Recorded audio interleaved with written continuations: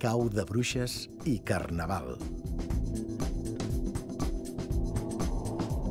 Dins d'aquest patrimoni, també hi trobem altres festes que han arrelat profundament en el poble. Una d'elles és el cau de bruixes, que es celebra la setmana abans del carnaval. Des de fa molts anys, les dones nascudes a Centelles i a molts d'altres pobles de Catalunya han tingut fama de bruixes. De Centelles, bruixes totes elles, o bé, Centelles, terra de bruixes. L'origen d'aquesta fama ha estat fins ara impossible d'esbrinar.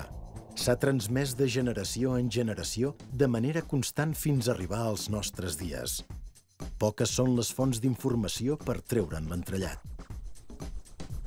És una manifestació que ha esdevingut en els últims anys en una festa de participació popular amb una projecció més enllà de la província de Barcelona i que vol promocionar la participació dels centellencs i centellenques en la cultura popular.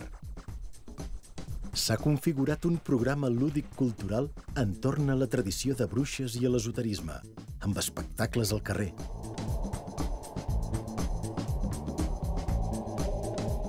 Un mercat esotèric.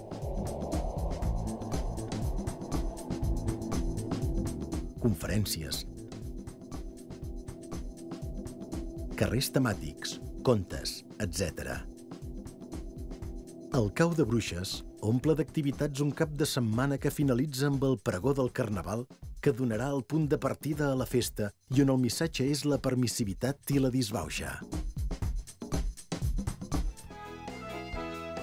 El dissabte següent es realitza la rua presidida pel rei Carnestoltes i on participen persones individualment o amb diferents colles o comparses amb les seves carrosses i fan tots plegats que sigui un carnaval referent a la comarca.